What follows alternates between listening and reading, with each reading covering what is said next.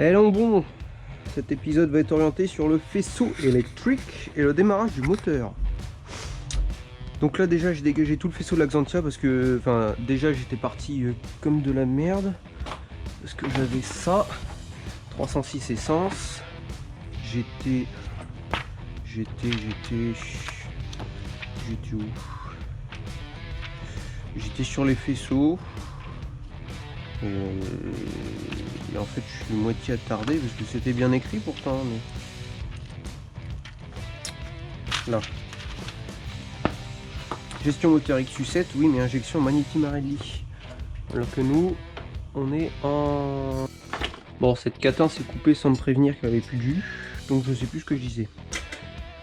J'ai dégagé le faisceau de l'Axantia parce que normalement le faisceau c'est le même sur l'Axantia et la 306. Sauf que là, avec ma gestion, au final, c'est, enfin, je m'étais embrouillé parce que vu que j'étais pas avec la bonne gestion, avec la bonne RPA, du coup, c'était pas logique. Genre, pin 19 là, 17, 19, 34, 22, enfin, c'était n'importe quoi. Sauf qu'un gentil compare sur Facebook m'a envoyé ça. En plus, il les a déjà tous repérés. Et en fait, j'en ai testé quelques-unes. Genre du contacteur interne, pin 3, contacteur d'inertie, pin 3. Jusqu'à pin 6 du relais double. Sur le faisceau Xantia, ça me donne rien. Sur le faisceau 306, ça marche bien. Ensuite, j'ai testé quoi d'autre? Merde, j'avais testé là du relais double au calculateur pin 7, pin 7. Sur la 306, ça fonctionne bien. Sur la Xantia, ça marche pas. Donc, au lieu de me corser le cul à chercher pendant une heure, faisceau de la Xantia, je dégage. Je reprends celui de la 306. Du coup, il y a 2-3 capteurs qui changent. Le capteur d'huile.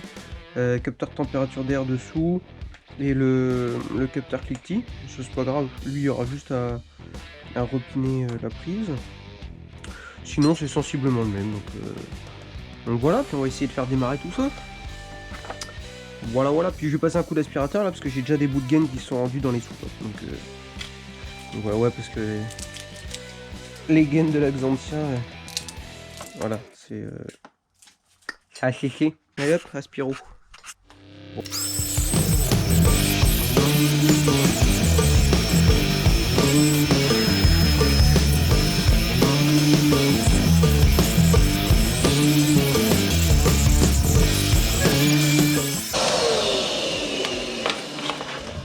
J'avais des bouts de plastique rendus dans la pile de munitions, enfin, dans les conduits contre la soupape. Bon alors là, non sans mal, j'ai repéré donc toutes les pins de la prise, savoir à quoi ça correspond. L'eau, les températures, les plus 12, là aussi là les 3 là. Plus 12 après contact, tout ça. Après ça j'ai pas trop compris. Ça, il y en a un qui va au relais double et l'autre à la sonde lambda. Je vois pas trop pourquoi la sonde lambda aurait besoin d'être reconnectée à la voiture. Normalement il n'y a que le calculo qu'on a besoin, mais bon, on verra bien. Voilà, il faut recouper toutes ces infos là avec le faisceau 306 et puis adapter tout ça. Voilà. Plus drôle, hein. Bon là c'est pas la partie la plus drôle. Ça fait 2 fois que je m'y remets parce que bon, au bout d'un moment je m'y perds et je commence à péter un câble. Donc là en théorie, même s'il reste beaucoup de fils de la 306 pas câblés, en théorie il y a ce qu'il faut pour démarrer. J'ai une pompe à essence, j'ai de l'alimentation bobine d'allumage, qu'est-ce que j'ai mis d'autre, l'excitation de l'alternateur, du démarreur, il reste quand même des grosses sections de fils. Mais ça par exemple sur la 106 c'est l'amplificateur d'allumage, la 306 on n'a pas besoin, elle se débrouille toute seule.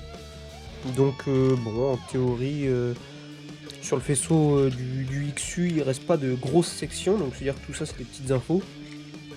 Déjà il y en a 2, c'est pour la thermistance de flotte, il y en a un je sais plus ce que c'est, enfin bref. En théorie ça peut démarrer comme ça. Donc là j'ai juste posé à blanc, je vais fixer ma masse, je vais remettre ma bobine d'allumage. Il faut que j'essaye de câbler les tuyaux d'essence aussi dans le bon ordre, les injecteurs, et puis ensuite on va essayer de faire craquer tout ça. 2000 years later. Je sais même pas par quoi je commence, je sais pas où j'en suis au niveau du tournage. Donc tada! Côté électrique, j'ai raccordé techniquement ce qui sert à quelque chose. Donc en gros, là je suis censé avoir alim calculo, pompe à essence, marche arrière, alim de sonde lambda, allumage. Normalement c'est principal. Là je viens de mettre une masse sans le calculateur, hein, juste la masse. J'ai mis le contact, il n'y a rien qu'à brûler.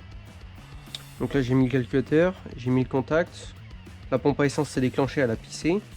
Donc là du coup je viens de relier à l'arrache la lime et le retour, même si le retour va pisser partout je pense, parce que le tuyau est gauche dedans. Ça on s'en branle. Donc là ce que je pense faire, je vais le faire en plusieurs étapes. Donc là je vais remettre un coup de contact avec la pompe à essence enclenchée, voir si tout se passe bien. Je vais essayer de mettre un coup de démarreur, voir si le démarreur tourne. Et ensuite on va essayer de démarrer. Voilà, dans l'ordre des étapes. Donc là on va remettre la masse. Il n'y a rien qui crame. Je mets le contact. Donc là la pompe à essence déclenche. Le relais s'arrête. On est d'accord que ça goûte un peu l'essence parce que c'est pas super étanche. Si je peux au moins essayer d'étanchéifier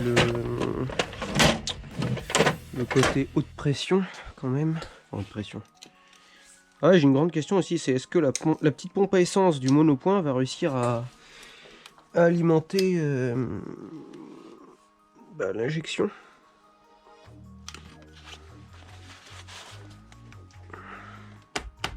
Bon, on va dire que c'est bien. Ensuite, si je mets un coup de démarreur, il se passe quoi? Ok. Je sais pas s'il y a des mecs qui sont... Enfin, si, il y en a. Justement, ceux qui ont déjà fait savent à quoi ça ressemble. Ok, on a de l'essence, on a un démarreur. Donc on va pouvoir remettre... si on peut niveau longueur, oui, si c'est bon. On va essayer de remettre nos 4 injecteurs. Sans les casser.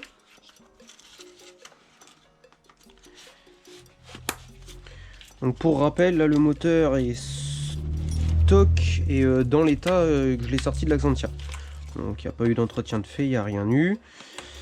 Il y a juste faisceau et calculateur de la 306. À savoir que je ne sais pas si la 306 a un anti-démarrage. Et je pense qu'elle en a un. Donc entre guillemets, si là dans l'immédiat ça ne démarre pas, en gros faut pas que je m'affole. Ça reste normal.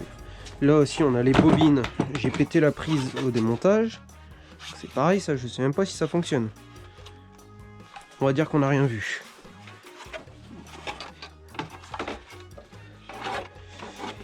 Mais si déjà j'ai de la pompe à essence, que le relais claque et que y a rien qui brûle, moi je trouve que c'est déjà une grosse étape de franchie. Donc ça c'est bon, ça c'est bon. Le PMH il est branché, pareil sans la sonde lambda, si ça doit démarrer normalement. Là tous les capteurs papillons, tout ça c'est bon. Ça il y en a pas besoin, ça il y en a pas besoin. Capteur de cliquetis normalement il y en a pas besoin. La pipe, je vais peut-être la serrer quand même parce que si ça pète dans les cylindres.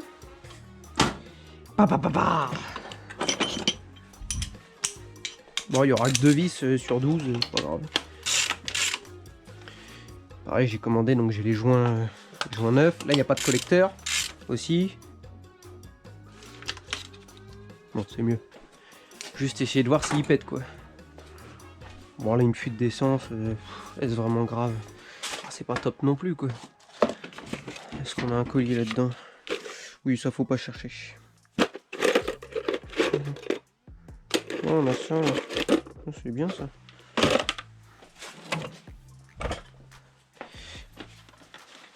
Ah, je m'impressionne tout seul des fois. À essayer de faire les choses bien. Je me demande même si c'est lui qui fuit. Je sais pas si c'est pas la haute pression qui fuit.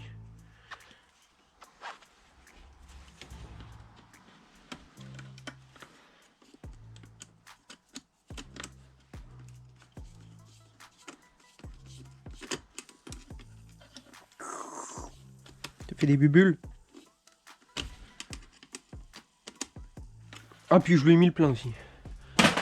Ah, ça fait partie des choses où ça serait con de chercher comme un con s'il y a rien. Bon. Et ben... allons-y. Oh putain. J'ai pas envie en fait. Je redoute ce moment là.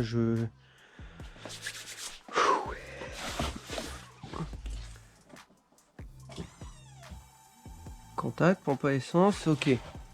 Bon, elle a l'air d'en chier un peu quand même. Hein. C'est pas le bruit normal d'une pompe à essence. Hein.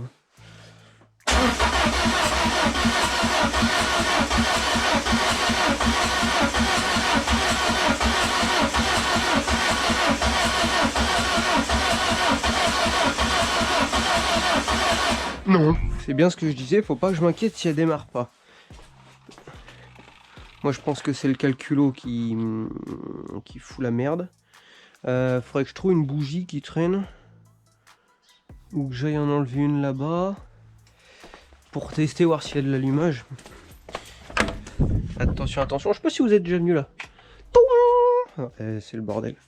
Il y a déjà mon bordel et puis... il y a quelques mois, je suis allé chercher toutes les affaires de mon père, donc qui est décédé il y a 5 ans. Et ma grand-mère me demandait si je pouvais récupérer ce qu'il y avait dans le grenier. Donc, il était comme moi. Donc il y a plein de caisses. Tu rajoutes à ça ma femme qui vient, qui prend des affaires à gauche à droite et qui se barre. Donc voilà, c'est le bordel.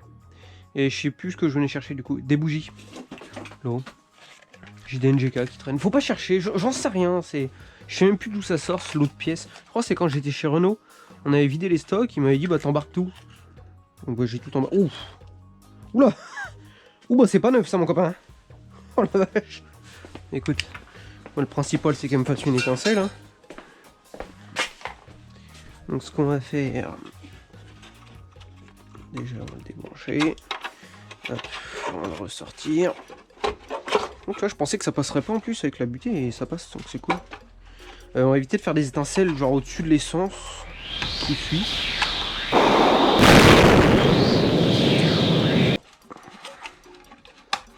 Donc ça là. Non, faudrait que je le tourne là pour le voir. La bougie, des pinces. Je sais que j'en ai là parce que l'autre jour j'ai mis une batterie en parallèle. Donc j'en ai là. Voilà.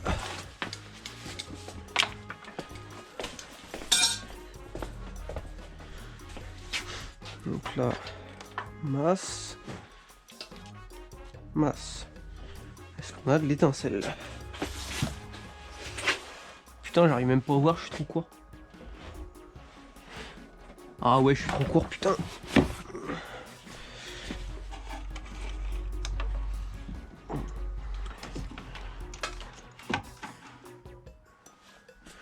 Là, est-ce que je peux voir d'ici?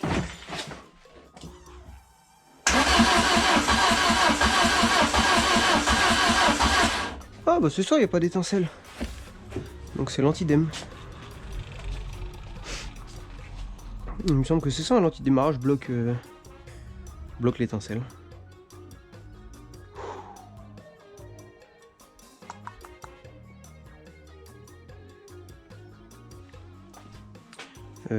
Sinon comment je pourrais faire? Sinon j'ai le calcul de la Xantia, mais je crois que c'est pire. Je crois que c'est encore pire avec celui de la Xantia.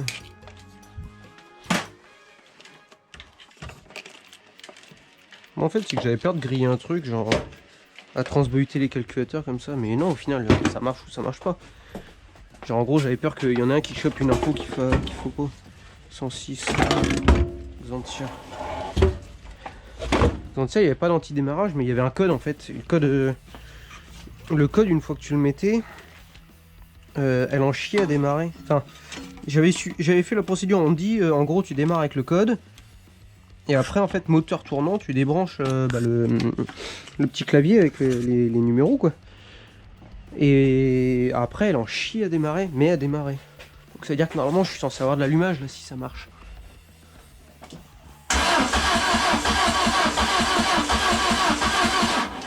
Non, je vois rien. Après, je dis pas que la bougie soit... et bien enfoncée, parce que là, elle est barrée, et de qualité, quoi. Oh, puis la pince juste à côté. C'est vite en style. Je vais me tuer, bordel.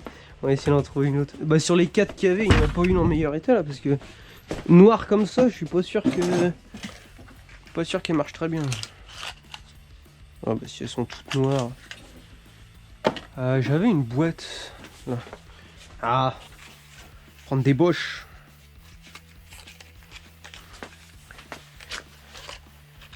Ça marchera quand même ça.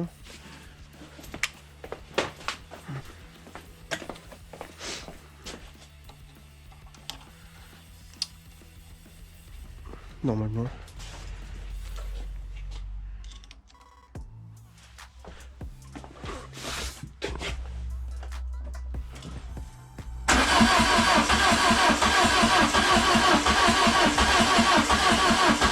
Moi je vois une étincelle perso là. Hein. Donc on réessaye. Avec le calculateur de la Xantia. Sinon c'est la pompe à essence qui pousse pas assez. Hein. Oh il pèterait peut-être un petit peu quand même. Merde. Je mets double bougie. Après je peux aussi essayer de mettre un coup de start pilote. Ça voudrait dire que j'ai de l'allumage.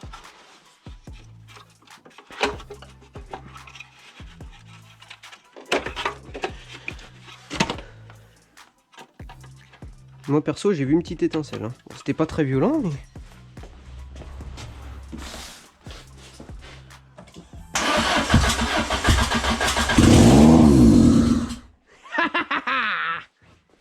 Bon il s'accélère, on s'en balait que ça, il doit y avoir un truc quelque part qui lui plaît pas. Mais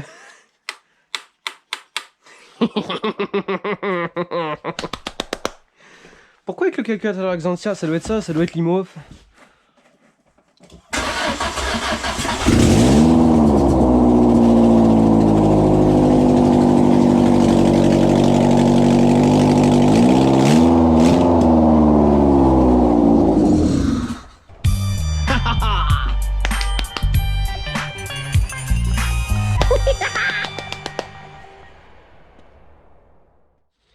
J'en ai fait déclencher, on a une caméra pour surveiller la petite quand elle se met à pleurer.